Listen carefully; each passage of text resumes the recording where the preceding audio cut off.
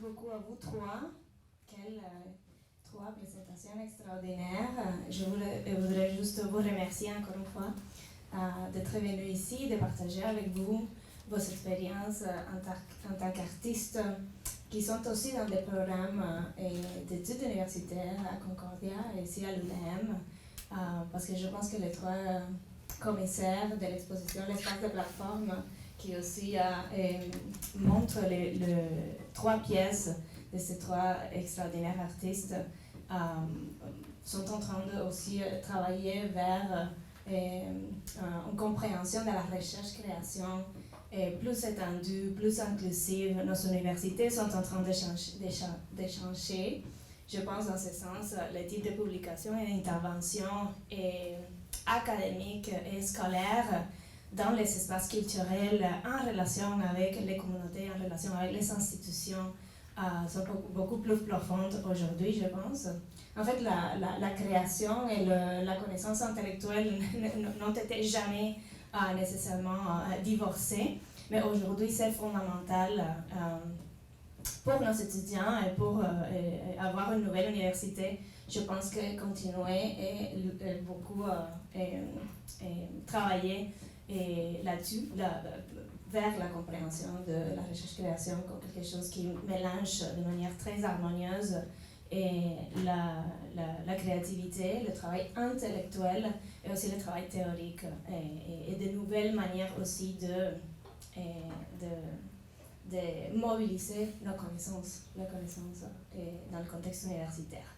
Donc, je suis passée aussi, Christine ou Martin, ont quelque chose à dire par rapport à l'espace de plateforme. La raison de ce panel, aujourd'hui, cette table ronde qui ferme les colloques sur la création numérique, même avec un volet qui existait depuis le début dans la demande de subventions, dont Martha est la chercheuse principale en collaboration avec tous nos collègues aussi qui ont venu depuis la France, Barbara Laborde. C'était quelque chose qui nous intéressait. Si les piles sont finies, on a d'autres. Ouais. Je pense que c'est les piles. C'est ce qu'il m'avait dit.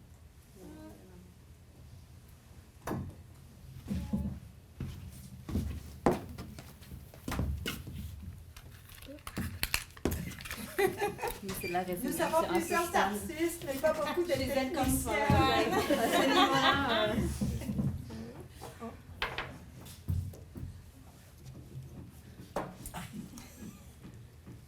Mais bon, pour gagner du temps, si vous nous entendez, j'allais ajouter effectivement une belle cohérence, je remarque, depuis le début de ces 3 journées jusqu'à maintenant. On a commencé avec une plénière vraiment portant sur les enjeux de Netflix comme le plus grand acteur de l'audiovisuel à l'ère des plateformes. Donc, décalage extrême entre une très grande volonté d'imposer une vision capitaliste avec toutes les dérives qu'on a pu approfondir dans les différents panels, jusqu'à finalement une grande subjectivité qui vient quelque part, en tout cas pour nous ici, réparer un peu, j'oserais dire, ce parcours assez violent, assez fatigant, même ce sont des termes quand même qui reviennent un peu dans les communications qu'on a écoutées, de multiplicité de plateformes, de surplus de contenu, de très grande abondance qui nous dépasse. Alors que effectivement réfléchir en termes de recherche-création, j'ai l'impression, avec vos parcours vraiment magnifiques, on permet de quelque part compenser, aller chercher des façons différentes de penser qui vont vraiment nous apporter un regard qui n'est pas du tout écarté d'un regard qui veut comprendre ce qui se passe en termes de numérique et de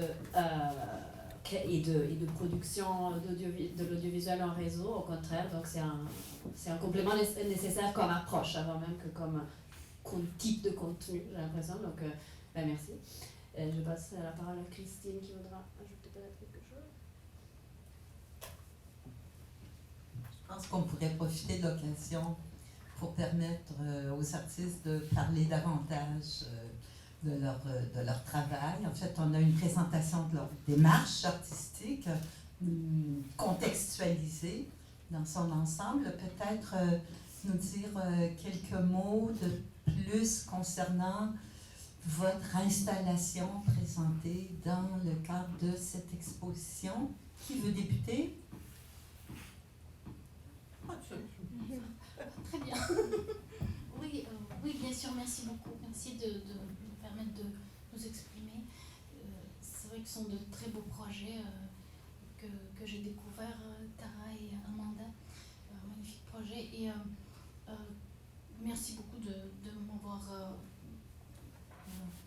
donné la possibilité de projeter, envoyer de mon projet sur un très grand mur. C'est vraiment super.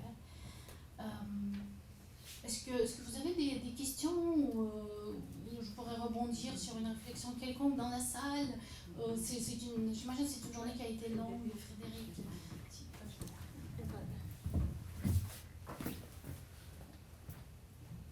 Oui, un élément qui est assez frappant quand on écoute vos présentations, quand on regarde et écoute vos œuvres, ce qui ressort, puis ça fait un lien avec ce que Martha disait, c'est, on va dire, la dimension politique, c'est-à-dire qu'est-ce qu'on peut voir, qu'est-ce qu'on peut entendre. Puis là, avec Netflix et tout ça, il y a une certaine idée des formes et de la plateforme qui essaie d'orienter ce qui peut être dit, ce qui peut être vu. Ensuite, ce que vous faites, c'est des formes plus alternatives et la charge politique dans les trois cas est très importante.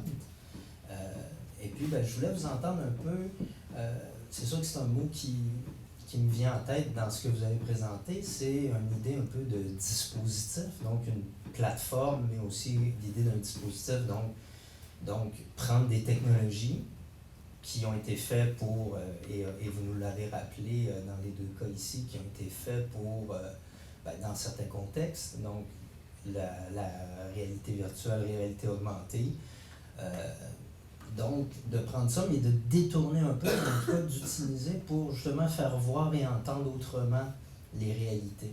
Donc j'aimerais vous entendre sur cette dimension politique, puis sur ce rapport avec le dispositif, parce que ce que vous faites, c'est plutôt un détournement des outils, mais ce n'est pas un rejet total de cette technologie.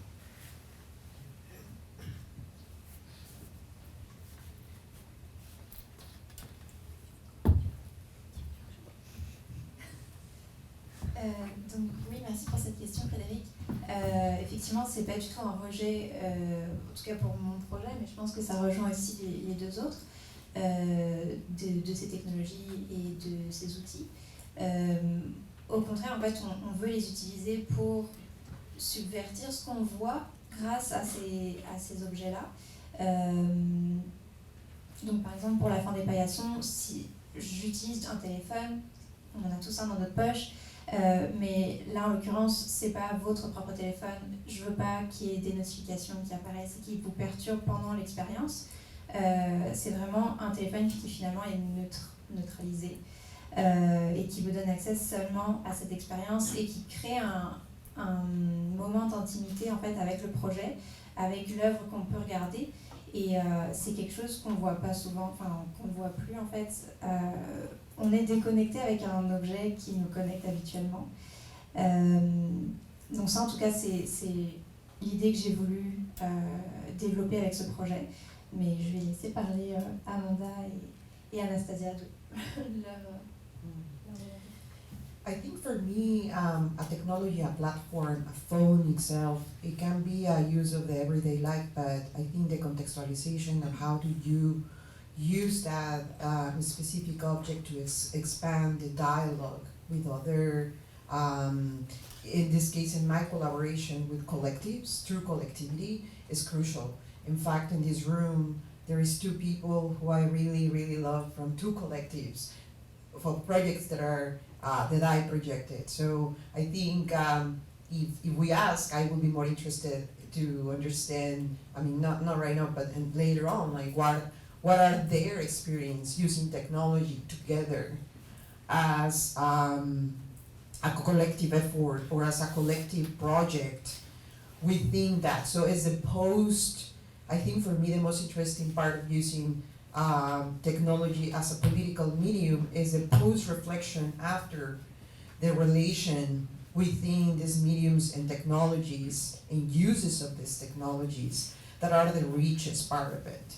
Not using only technology as a way of highlighting an experience, but actually to highlight modes of resistance, to highlight dialogues that go far beyond only, in this case with augmented reality sound, a listening experience. I think within the listening experience with technology, there is so many strategies and forms of collectivity that can arrive to reflections that can embrace either solidarity or either political approaches within, in my case, feminism.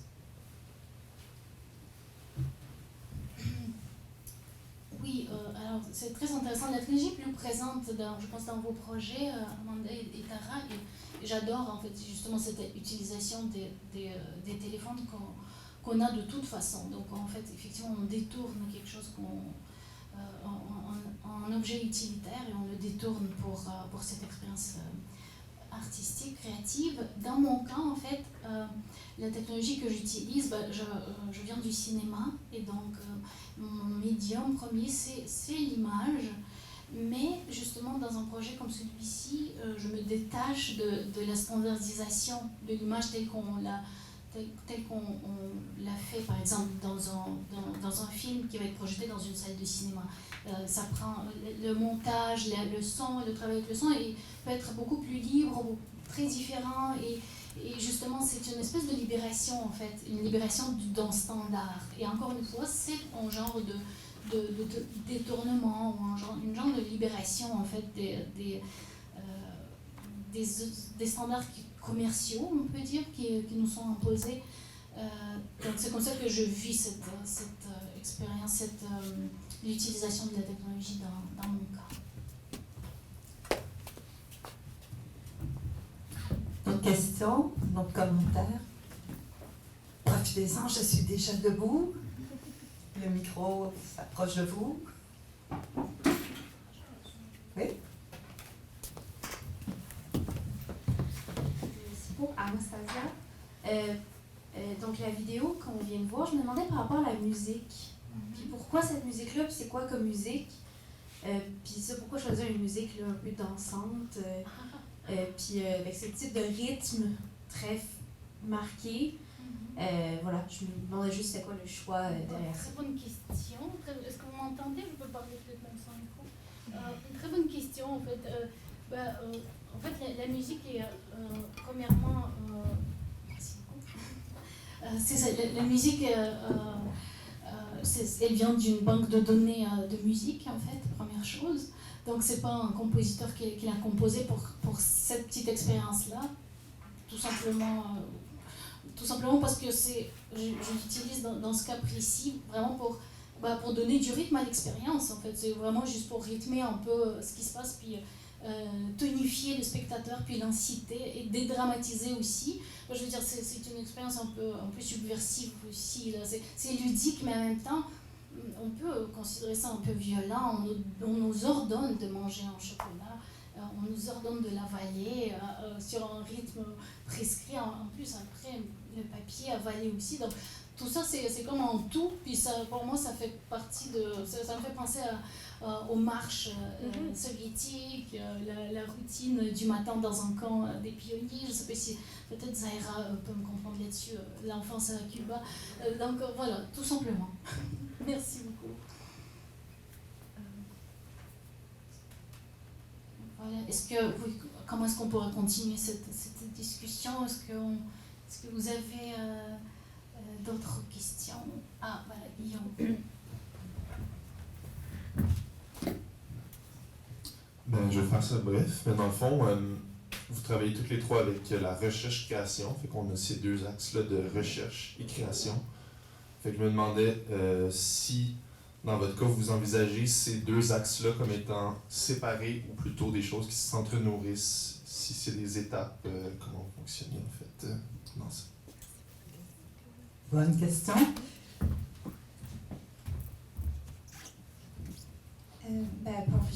viens de finir ma maîtrise en recherche-création, donc j'ai pu préparer ça pour ma soutenance, pour expliquer mon processus de recherche-création.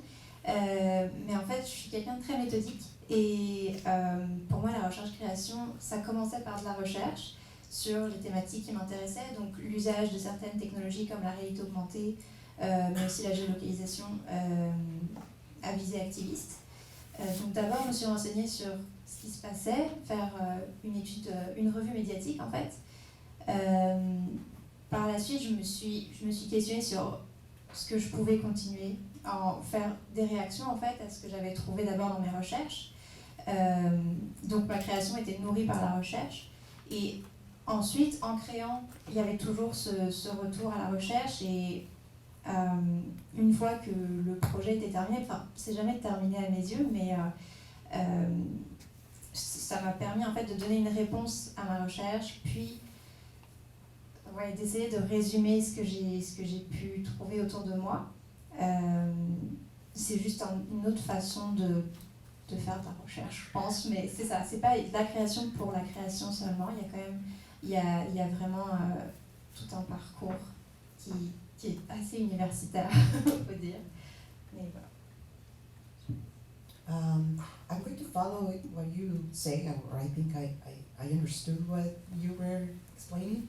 And I'm going to start by thinking and quoting my advisor, Gabriela Aceves Sepulveda, which she always interrogates if creation is not a form of research. Where we are creating, we are constantly searching, and we are like diving into. So putting this game of words one before the other, I wonder if it's kind of like emphasizing that research is more important than creation, when in fact I think, as before being a PhD student and having the privilege to be in Canada with a grant, I was working with 5 jobs, very bad salaries as an adjunct teacher, and I have to do creation. And teaching was also my form of research. So there is many forms of understanding this kind of dichotomy, and I think creating this binary, I'm not sure if that is going to resolve any kind of complexity within these two concepts. Mm-hmm. I think when we are not, and when we, at least me, myself, when I don't have the privilege of having a grant and just the luxury of researching all the time, I have to create the strategies where my creation allows me to enter into this process of the research and even activism within itself. I think working collectively with others, working in different